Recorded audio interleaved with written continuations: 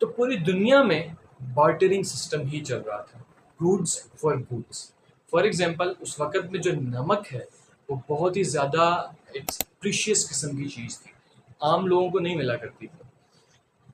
For example اس وقت 10 کلو گندم کے بدلے میں فار ایگزامپل 3 کلو یا 4 کلو نمک ملا کرتا تھا. یہ بارٹرنگ سسٹم چل رہا تھا. 6 BC میں، 6 بفور کرائسٹ میں، پریزنٹ ٹرکی، استانبول، جو پریزنٹ استانبول ہے اس کو اس وقت میں 6 BC میں لیڈیا کہا جاتا تھا.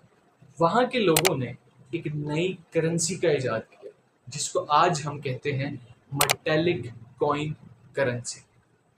یہ مٹیلک کوئن کرنسی دوسری سٹیج تھی کرنسی کی ایولیوشن کی. لیڈیا کے لوگ، لیڈینز ان کو کہا جاتا تھا، لیڈیا کے لوگوں کو، اور یہ اس وقت کے سپر پاورڈ لوگ تھے. اس دور میں لیڈیا سپر پاور تھا، جیسے کہ آج امریکہ ہے یا چائنا ہے. یہ یہاں کے لوگ بہت زیادہ ترقی یافتہ تھے. پوری دنیا میں جو اسکالرس تھے، جو مضبوط اور فوجی صلاحیتوں کے لوگ تھے، یا پھر جو تاجر تھے، وہ ان کا جو مرکز تھا ایک کام کرنے کا یا رہنے کا، وہ لیڈیا تھا. وہ لوگ لیڈیا میں آتے، ٹریڈ کرتے. اور اب سب کو پتہ ہے کہ جہاں جہاں ٹریڈ ہوتی ہے وہاں پہ کرنسی کی بہت ہی زیادہ ضرورت پڑتی ہے. اسی لیے لوگوں نے یہ ایک ویلیو سیٹ کی. فار ایگزامپل ایک کوئن بنایا اور اس کوئن کی ویلیو سیٹ کر دی کہ اس کوئن کے بدلے 10 کلو گندم آ سکتی ہے فار ایگزامپل.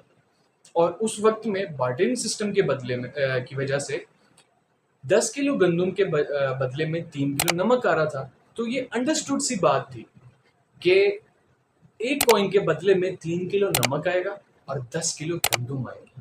جو چیز جس لحاظ سے اور جس طرح لوگوں کو میسر ہوتی تھی اس حساب سے اس کی ایک ویلیو سیٹ کر دی جاتی تھی.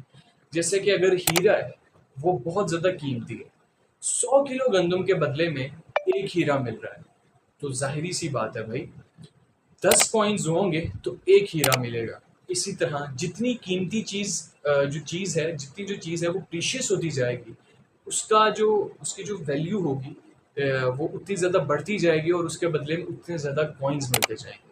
یہ ایک بڑا یونیک کانسیپٹ تھا اور ایک بڑا ماڈرن کانسیپٹ بھی تھا. اور چونکہ لیڈیا پہلے ہی ماڈرنزم میں جی رہا تھا تو پوری دنیا میں آہستہ آہستہ یہ کانسیپٹ جو ہے وہ اڈاپٹ کیا گیا اور لوگوں نے جو ہے